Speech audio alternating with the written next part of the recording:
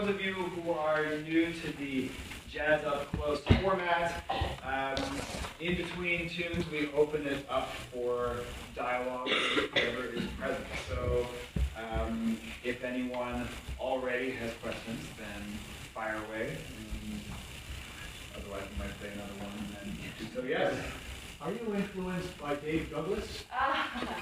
Yeah, Dave Douglas is a friend of mine now, but actually when I'm from Australia. And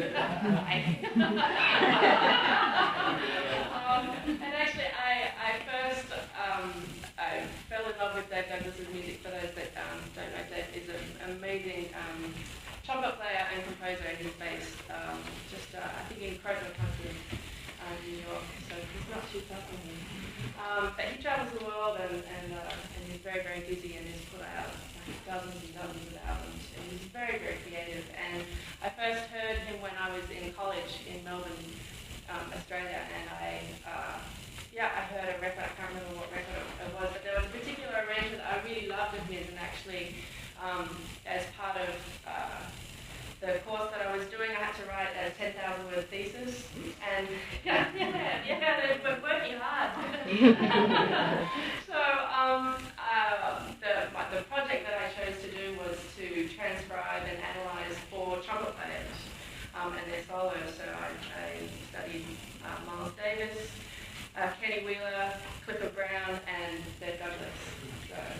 So it was funny to actually finally meet him in person, and to this day, like, I haven't actually told him that I studied. It was just like a little bit embarrassing, but I guess now he'll find out somehow. But, but like I'm on the board of his festival, the Festival of New Trumpet Music, which is a really incredible festival that's held in New York. I think it's two weeks of just there's so many trumpets.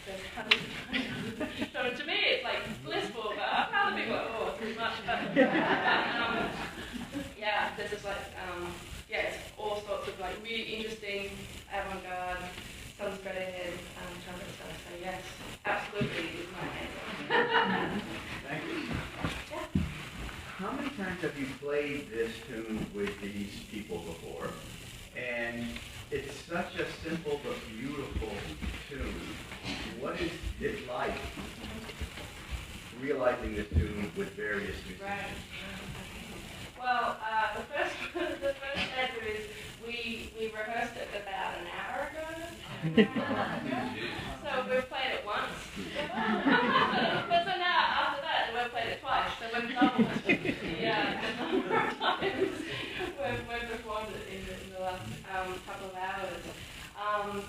But I've played this piece with a variety of different ensembles over the years. I think I wrote this back in 2007. Oh no, that's not it. 2009. So I actually wrote it. I was teaching at a school in Larchmont, New York, and I had a little bit of a break in between students, and so I teach piano as well, and I always write at the piano, which is weird because it always ends up on the trumpet.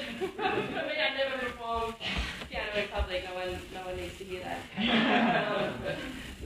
But it's an absolute joy, actually, to write something like that first, the little initial 2-note kind of.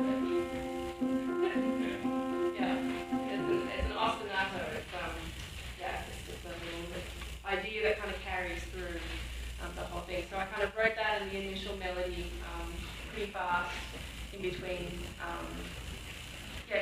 students, and then when I was getting ready to assemble material for the album, I had all these sketchbooks of ideas, because I would just kind of write something and just put it away, and when I was like, well, what have I got here? And so I kind of pulled that out. It wasn't too hard because it was written on like this really bright yellow piece of paper. So I was like, oh, what's this? It's like it's fluorescent, so it just kind of popped out. But it's really interesting to see, like, to hear it for the first time with a band is kind of magical, actually. Like, it's just such a beautiful feeling. Like, oh, there's something that I wrote, but then again, all the people that play it bring their own personalities and their own skill sets and everything, their whole life to that moment, and it's always different, but it's always so fun. And like playing it in this, in a trio setting, to me this is the first time I've ever heard it. Well, that's not true, I heard it an hour ago. But it's the first time I've heard it in this kind of trio setting, because usually have drums, and on the album there's a violinist as well who's making the theoretical. And so to hear it kind of stripped down to the essentials, to me it was like, I was like, ooh, I can do all these other things that I can't do when there's like a drum set like going crazy behind me. So yeah, it is an absolute joy. Yeah. Just real quick, when you're composing,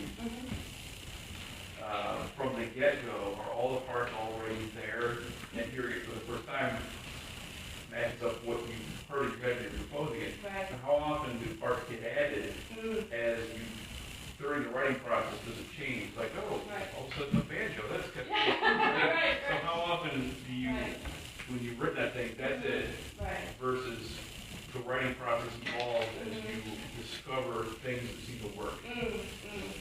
Some tunes, what I've written, like the melody and the chords are pretty much it, and there has been no change. And what to me is kind of interesting about those tunes are often those tunes are written very, very quickly.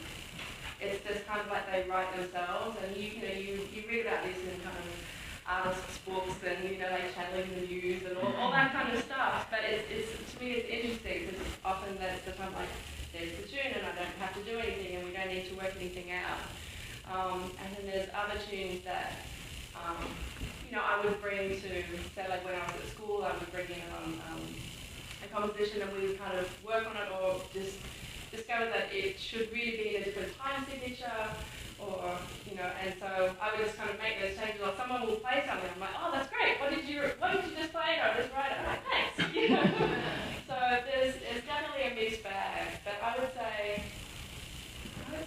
the majority of pieces that I've written, somebody has done something that I've incorporated, even if it's just like one chord, or like people will say, oh, maybe if we just put this chord here instead of that, it will like lead. I'm like, oh, that's a great idea, thanks. And so there's been so many revisions of these tunes, I really need to shred them. They're taking up a lot of space in my apartment.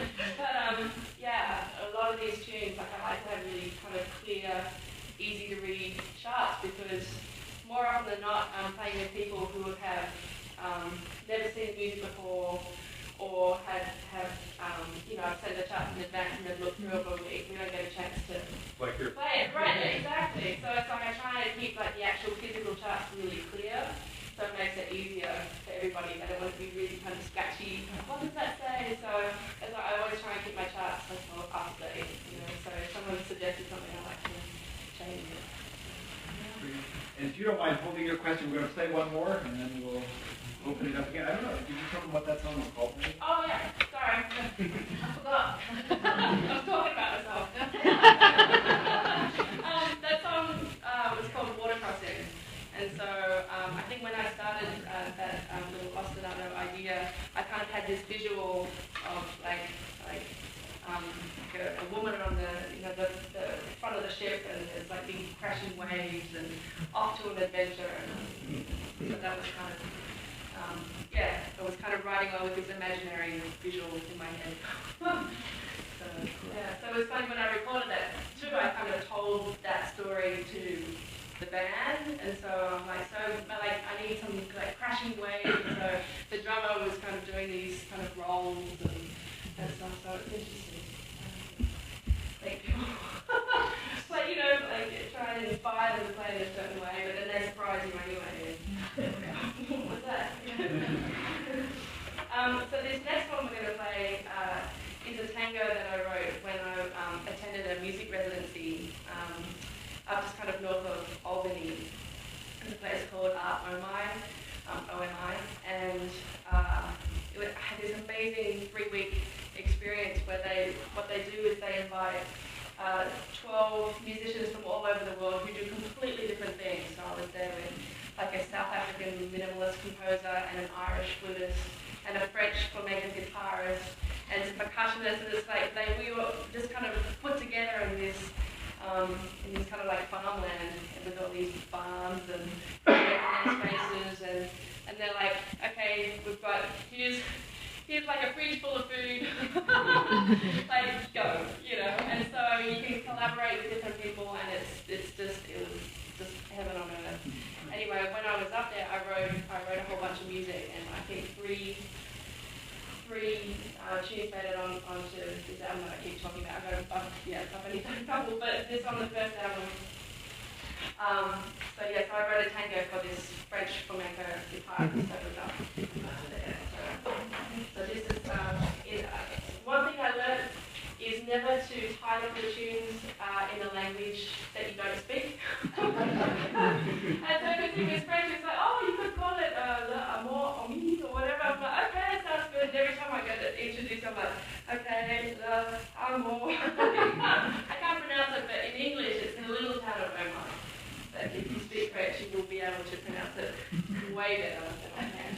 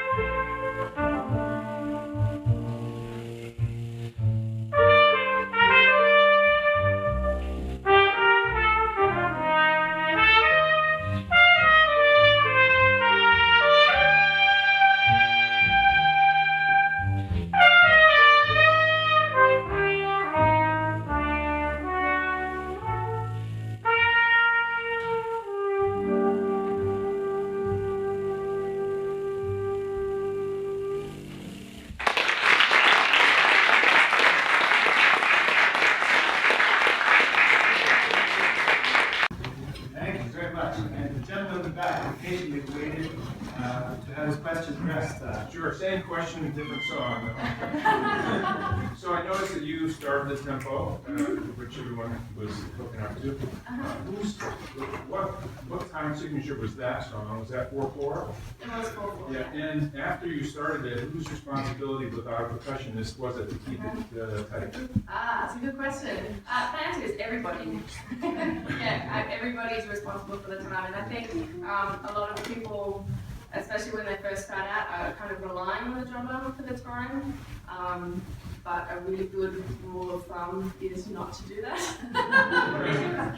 You know, to come to some sort of kind of collective agreement, I think is the best way. That, you know, we all have our kind of internal beat that hopefully syncs up. If I may address that quickly, and apologies to those who've heard this before because it's broken more than once. But if you think about a clock on the wall, really it's not a time-keeping device, but rather a time-articulating device, because the length of a second is the same whether the clock is working or not.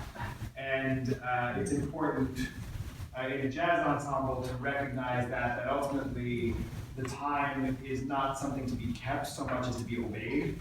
Once she snaps off that tune, that's set, and either we're keeping up with it or we're not. But the role of a drummer, or the sort of timekeeping function of a bass player, is to make it more apparent, but not necessarily to make it exist. It's existing as a force of nature. The moment the tempo has been decided. So easier said than done to actually do that. Yes. I have a way of describing what I think your style is in these two. Do you think you have a lyrical style? Does that fit for you? Yeah, I think the people that are kind of like, I mean, there's been like reviewers that have said, oh, yeah, it's lyrical, or like, yeah, it's really based on melody. Yeah. That sort of thing. Yeah, absolutely. And I like that. Like, I really, really love melody. It might be apparent. But yeah, I really love it. I really love it. And it took me a really long time to be able to hear a piece of music and hear other stuff going on. Like, I would just hear melody lines, and so I couldn't.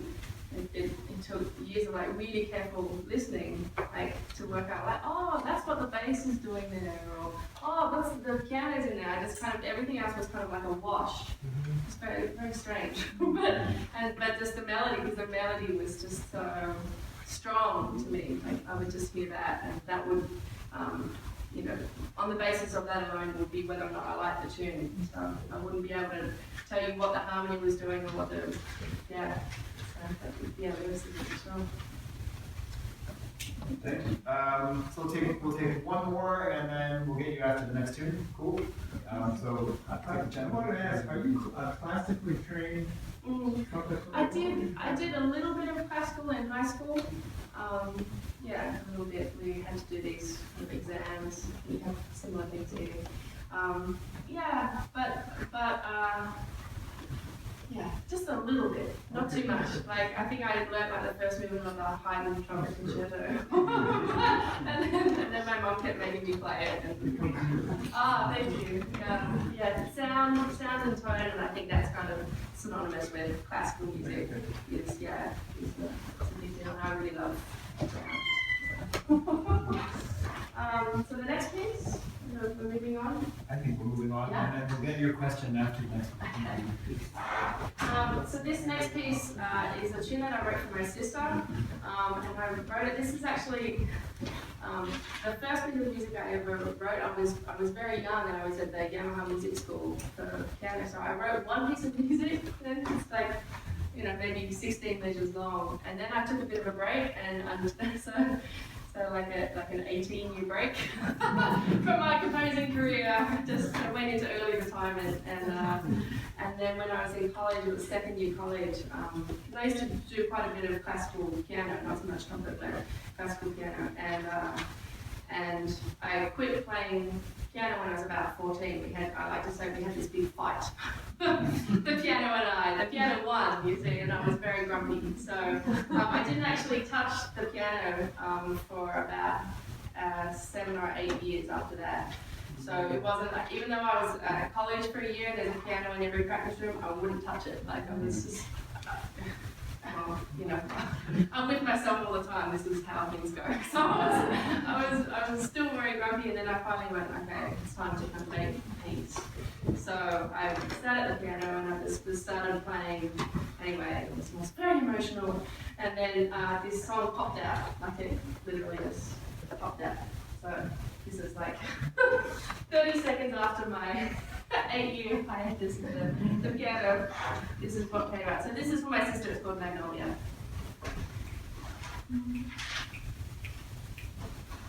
Yeah. 1, 2.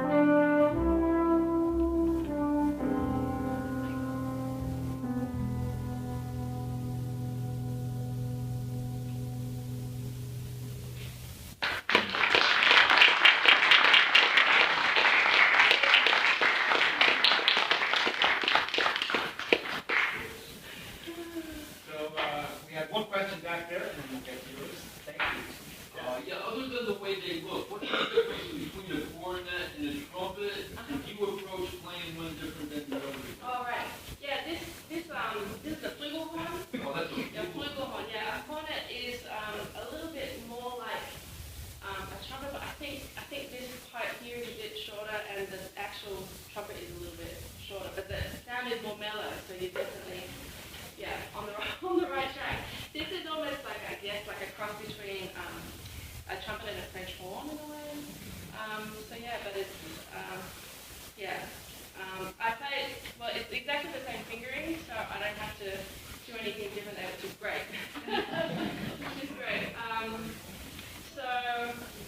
But just the sound of it makes me play differently. So. Is there a different range too, like you could hit higher notes on one than the other? Yeah, the lowest note is still the same, but on the flugelhorn, the higher octave is really out of tune across like all flugelhorn, like unless you have like some kind of like gold-plated, super expensive, like, you know, if you, I don't know, you could like buy a house or flugelhorn that plays the tune in the higher register. Those ones would be a little bit better. So in terms of like, if you want to play something really high and in tune, I would suggest playing the trumpet. But other than that, it's pretty much the same. Yeah. Is it easier to play on your lips? Yeah, I think the mouthpiece is it's a little more forgiving, I think. Yeah. So it's just kind of, for me, it's a lot easier to play. I think I might connect with the sound of the flugelhorn a little bit more easily. I think sometimes the trumpet is like a bit too brash, you know, but sometimes that's really fun. So, yeah, it's easier for me to play. Like if I want to kind of rest my chops a little bit in the middle of a set, then sometimes I'll swap things around so there's a flugelhorn.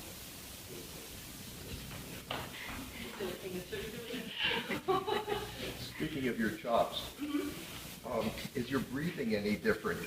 I've been watching your breath control of both instruments. What's your experience? Is the experience of breathing and your embouchure different on each instrument? I think the breathing is about the same. The embouchure might be just a little bit different, but the core of it is the same. But the breathing is really important, and I teach as well, and I teach all my students breathing exercises. We all do these incredibly boring exercises. I'm probably the worst student in the room when I'm teaching. Like, I'm like, I don't want to do these breathing exercises, but we're going to do it. The students are like, oh, fine. Like, I'm just like, oh, gosh. You know, it's just, I have a really short attention span. It drives me up the wall, but it's so good to do. It's so good to do. And I find if I go swimming as well, like, suddenly I can play up an extra note. But it's hard to find a pool, a decent pool in Brooklyn where I live, so I don't swim too much. And when I go home, like my mom's place is right near the beach, so that's really nice. So I always feel like the fresh air and the swimming, I always feel like I play better at home, but then I don't have to eat at home because I don't tell anyone I'm going, because I just want to go hang out. Like, hang out with my mom, do some knitting. So anyway, so then I come back here and I'm like, oh, I haven't done any gigs, and my chops are kind of not as good, but anyway. It's a really quick compositional thing. At the end of that song, and I noticed with some of your other songs, you hang. At the very end of the fade, you almost expect there to be one more note, and you don't play it. Right. You leave people guessing. Yeah. It doesn't go there. Right. That was an intentional thing, I assume? Yeah, sometimes it's not to resolve. You're not resolving. Yeah, like sometimes I like to like resolve and have like a really nice clear ending, but sometimes it's kind of good to kind of end a piece with a little bit of a question. It's not in the key story. Right, because it's kind of like hangs in the air. You know, so, yeah, that's good. Okay, we'll take one more before the next tune. Yeah. Have you ever collaborated with a lyricist? I've had a lyricist write lyrics to my tune, so I think, yeah, that in Magnolia. I wondered about that. Somebody, recorded a version of that with lyrics, but they weren't happy with it to put it on their album, so it exists, but no one's ever heard it. I don't even know whether I've heard it. I must have heard it. That would be weird if I haven't heard it. But strange things have happened, but yeah.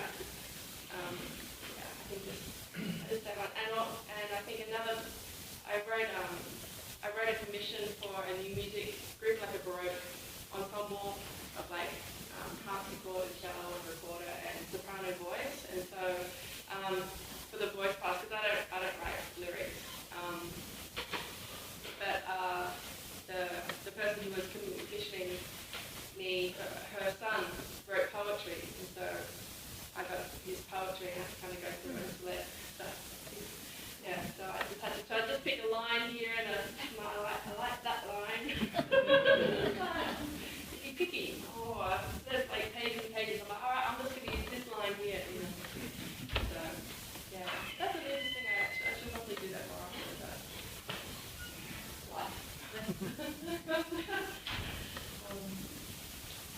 well, so the next one. Oh, blues a bit. Oh, yes. Speaking of the Cornet big spider bag, nods of yeah. I really liked his playing, and so I decided to write a blues that wasn't really quite a blues because I like to kind of change things up a little bit. So it's kind of a blues, but it's not really. That was helpful, wasn't it? But anyway, it's still blues a bit.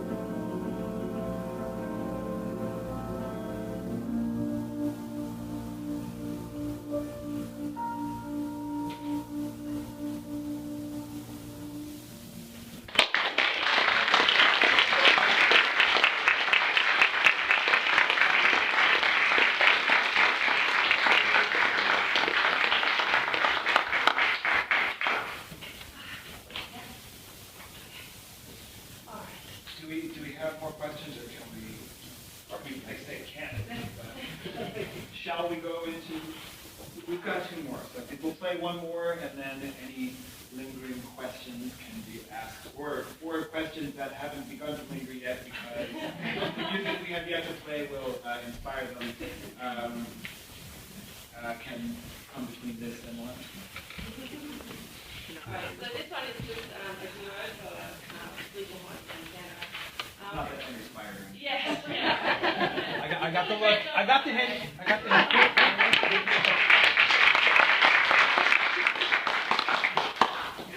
So this one is a tune I wrote in, I think it was 2005, and I was just finishing up my master's degree at Manhattan School of Music. And to pay my rent, I was working at the school as an usher and a stage manager, and so what was really nice that between classes, I got access to these beautiful halls and these gorgeous pianos, and so I would kind of sit on stage by myself and like pretend that I was like, doing something important. It's nice that occurred after you repaired your relationship with the piano. Yes, absolutely. I'm so glad I did. And so I was thinking that I had like a little window of time again, these little windows, and I'm like, okay, I want to write a tune really quickly. I've got 10 minutes. So what do I want to write? And Magnolia had been kind of my friends used to call it my hit song for a while. I'm like, okay, I've got to write another hit, so silly. So I sat down, I'm like, well, I really love the guitarist, Pat Metheny.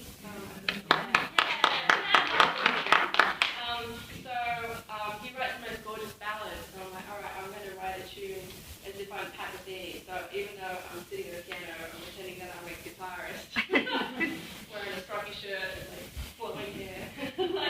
Anyway, so this was kind of, and I had this idea of, I started playing something. I'm like, well, what if I could play?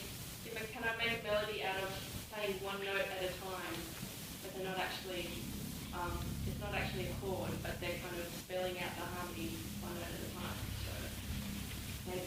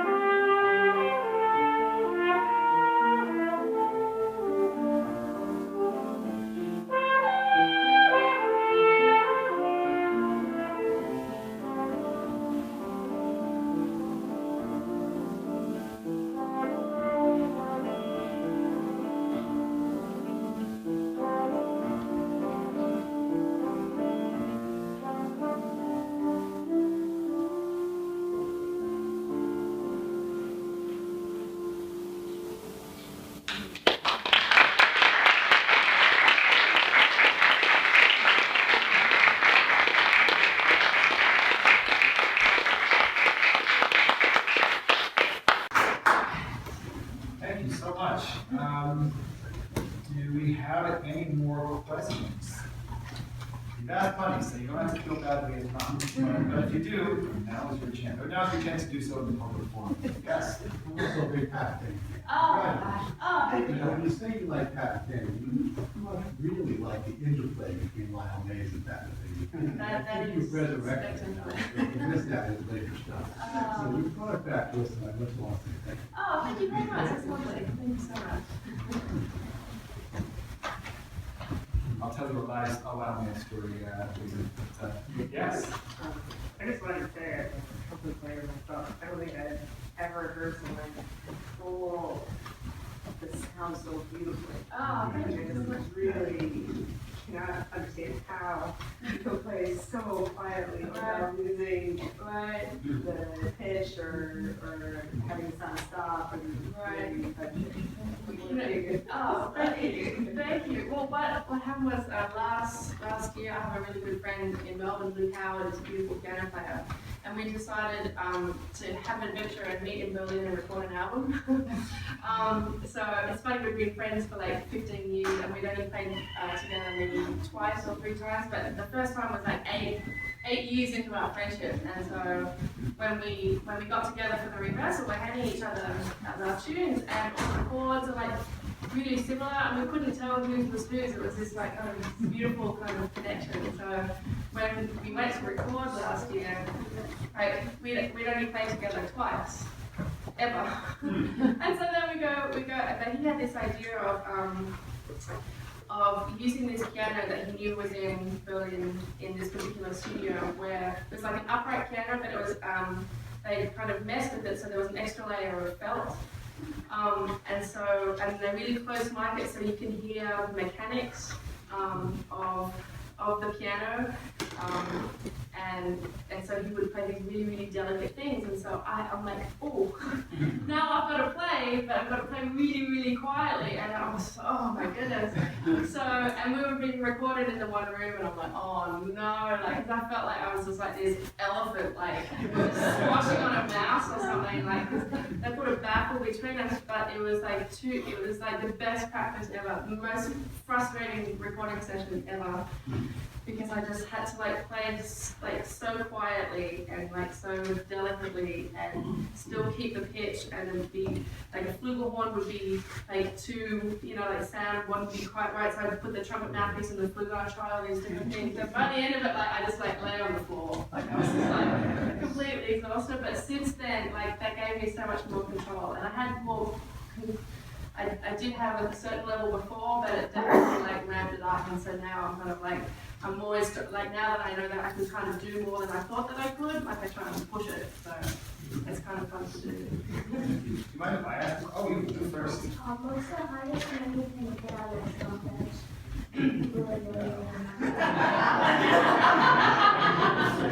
Well, it's funny. It depends what mouthpiece I use. So this one is a really big mouthpiece, so I can get like a nice sound out of it. If I use like a lead mouthpiece, if I'm like playing lead in a big band, then I can play a lot higher. But on this one, I can probably like an E or an F. Do you want me to demonstrate? Well, you are, I can see it. All right, turn the video off. But it's kind of like the range of this trumpet anyway. I'll just the high notes were included, but anyway, but it's like that's the lowest note.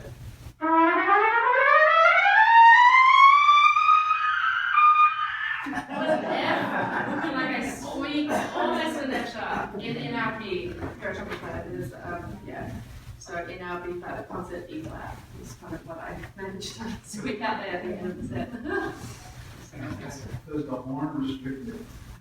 No, it absolutely doesn't. I just like to blame it and go, oh. On the other side, you were talking about playing softly, is there a certain kind of volume of air that guys go through to start that thing to make noise? Yeah, like there's a certain, like the physics of it, you need a certain kind of vibration you need, because it's the buzzing of your lips together in, and that kind of activates the air inside. I also teach. Yes, but you need a certain amount, yeah, so it's the buzz. You do a buzzing exercise? Yeah, absolutely. So I explain to my students, there's like 3 steps. There's like one is breathing, and the second one is buzzing, and then the third step is everything else. So, but those are the 3 crucial steps for playing brass instrument. But yeah, buzzing exercises, absolutely. What is it, buzzing? Oh, it's great. You can all do it. Would you like to all do a buzzing exercise? Okay, so if you put your hand in front of your face and you can film, but you put your lips together really tightly and just blow. Yeah. So we call that free buzzing. Free buzzing, like the hippie buzz. And then with the mouthpiece, you do buzzing exercise like. And like. Rest, you know, that sort of thing. Like, yeah, I do this all day. I always say to my students, like, this is the weirdest class ever, because we just like make these crazy noises. And then I'm like, right, so yeah, like, off to math or whatever. So, Do you ever wear out? oh, absolutely. Yes. I mean, no. Yeah, I do something like it's a matter of pacing. So I know like how I feel that day, because it changes. It's like the nature of the instrument. One day you feel really great, you can play all this stuff, and the next day you haven't done anything differently, but you can't. It's horrible. It feels horrible. And that's just kind of the nature of the instrument. Then there's a balance between the air. Yeah, I think it's a whole combination. There's some mysticism in there as well. But yeah, you just kind of got to pace yourself. So if you know that you've got like a gig that you've got to play a lot, then I wouldn't take really long solos, or I take solos that have like lots of space in them, or like I'll do lots of things that I need to do in order to be able to play the entire gig. So sometimes it's tough though, because you've got like, you'll be playing all day. Like I just did a gig on Friday where it was like going from one rehearsal where I was playing lead in a big band for a couple of hours, and then just kind of got on the bus across town, and then just did this other like kind of like contemporary like operatic. Somewhere I was playing really high, and then like another gig, and it was just like at 10:30 at night. I'm kind of like, ouch. Yeah, it gets a little tough, but then the next day you gotta do it all again. So it's an occupational hazard that you just gotta deal with. But however you can, drink lots of water. Water is good. Athletes. So I actually was going to ask a question. I promised that I would ask this one with my daughter. So I guess speaking of occupational hazards, if you would be willing to speak a little bit about, as a player of an instrument that is, at least in jazz, historically underrepresented by women, how your experiences have been dealing with that either in a surprisingly good way or how you deal with less pleasant forms of sexism. I mean, there's no pleasant forms of sexism. Right. Well, the good and the bad, The good and the bad. of gender as it relates to Absolutely. playing. Yeah, it's a really valuable question, especially since we had a young trumpet player in the house. I think I was really lucky in one sense that growing up in Sydney, we didn't know that there's genders associated with certain instruments. So when I was in third grade, we could pick trumpet, trombone, flute, or clarinet. And so my piano teacher's husband played trumpet, so I'm like, oh, okay, I've never played trumpet. But then so did 9 other females. So nothing was unusual about playing a brass instrument and being female. And that was all through elementary school and even my high school band. 3 out of the 5 trumpets were female, or female trombone section, including my sister who played lead trombone. There was the bass trombone player doubled on tuba, the baritone saxophone player was female. It was just it was mainly female. And so I had because I didn't have any jazz records, I didn't know what anyone looked like. So it was this kind of idyllic kind of bubble that I didn't know that it was weird to be playing a brass instrument and to be female. I just had no idea. And I think it wasn't until I started studying at a higher level, so I started at kind of a college level. Because I played in a few funk bands and things after. I actually studied sound engineering because I didn't want to do the music thing. So I did that because I thought there would be more security in that. But funnily enough, I kind of hit a glass ceiling in that job. And I was like, well, if that's going to happen, I may as well do what I really want to do, is music. And so that's what made me spot back to music. Not thinking that I would hit another ceiling there. I was just, young, and it's great. Just do it. So, yeah, it wasn't until college, and especially when I moved here, then I suddenly, I'm in the birthplace of jazz, I'm in New York, and everyone, I'm like, where are all the women? And it's funny because there are a lot of women, but you just don't see them.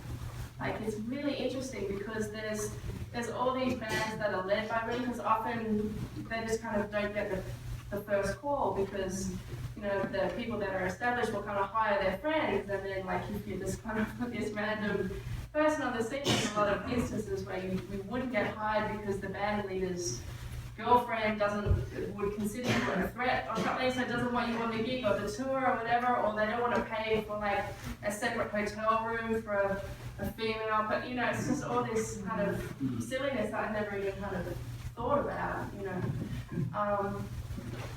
But I've been in New York for 12 years, and it took I played it it's kind of like when there's a new female player in town, it's like the little network of women musicians kind of comes creeping out oh, I'll take you, So it's I've played in all female bands for years.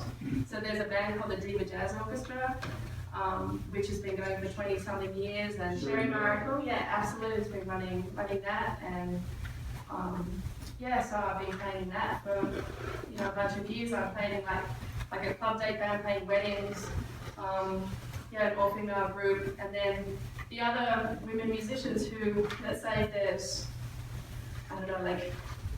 50 jazz players, there's probably maybe 3 of them are women, 47 of them are men, So the balance is a little bit off, but it's okay.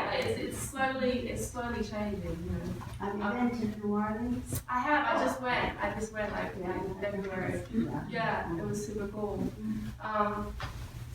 But it just took a really long time in order for me to play in bands that weren't all female bands, which was really strange to me, because I'm kind of why aren't people calling, and the women would call, and the women would organize groups, but there were other women musicians and male musicians, a more healthy mix, and I'm oh yeah, this is better, but it just kind of, it took a while, that it's kind of like at this point, like, you know, I'll do, like, it kind of took a couple of really important opportunities, and those opportunities were,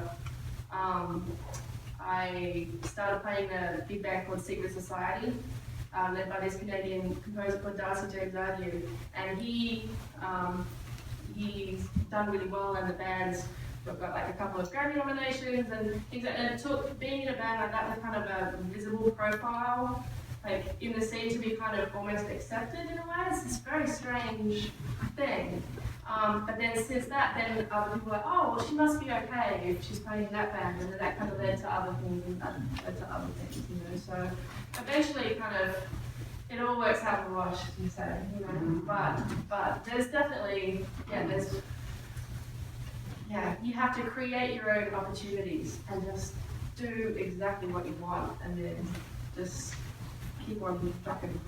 Have you experienced much in the way of more open? So it sounds like a lot of what you've experienced for most of your time in New York has been more neglect, in a sense. Have you experienced much of people, actually, the jazz term for this is the verb to vibe. To vibe, so if you vibe someone, it means you're giving them a bad attitude, usually with some sort of intimidation.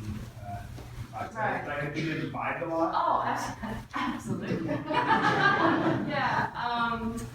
Yeah, I mean, like, I've been in bands where, like a big band where we're rehearsing twice a week, and everybody else in the band gets a solo, and they just skip me. Because they just assume, like, oh, you know, maybe she can just play the parts, but she can't solo or whatever, you know.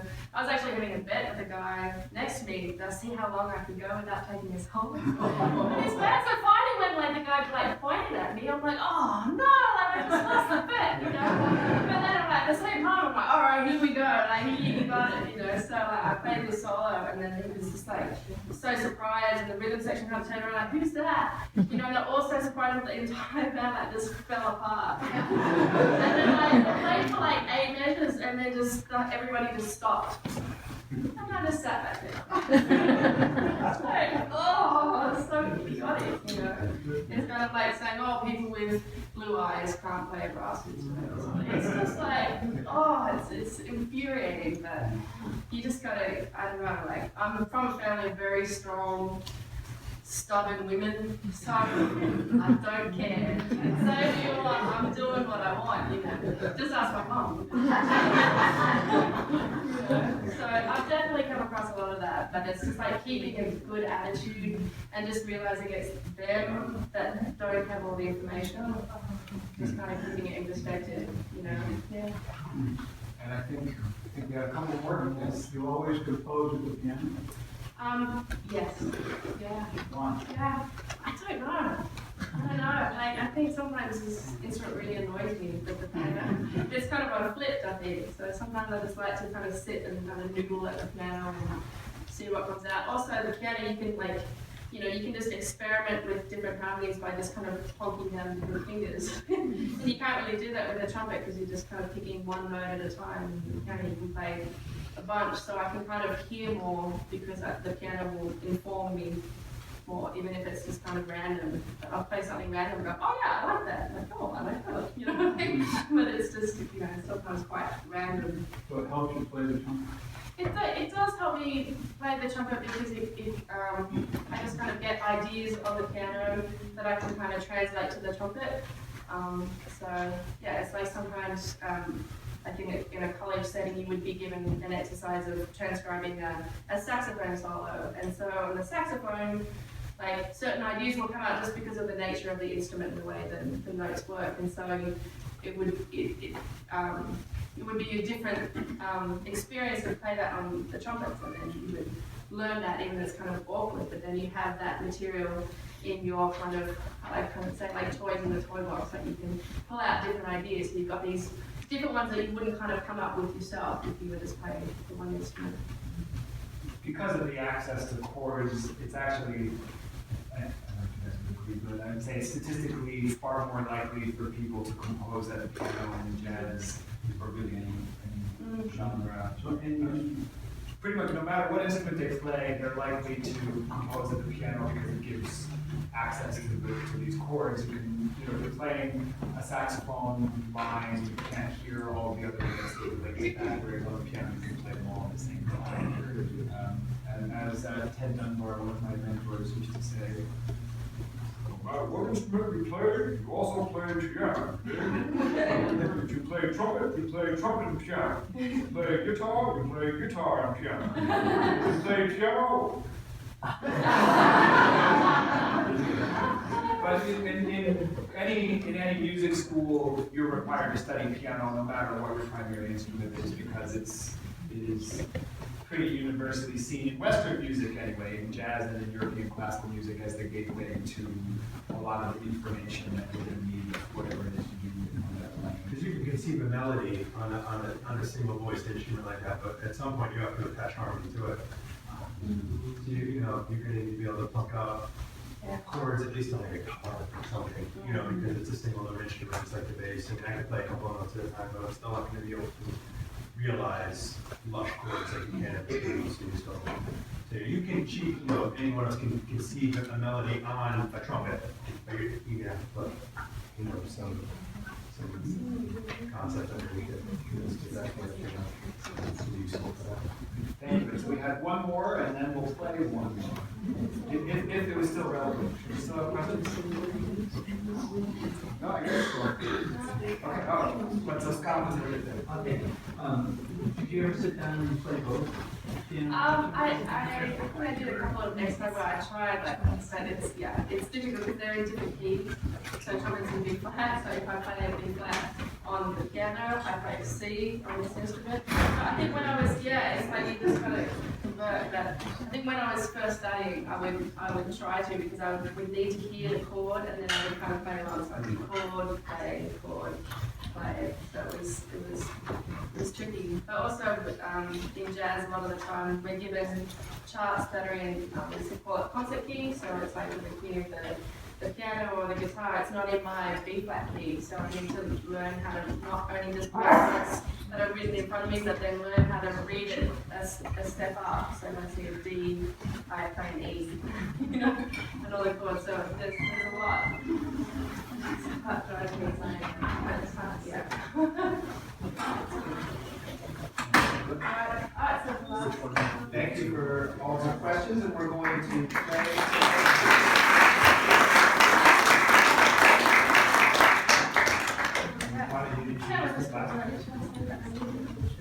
Oh, absolutely.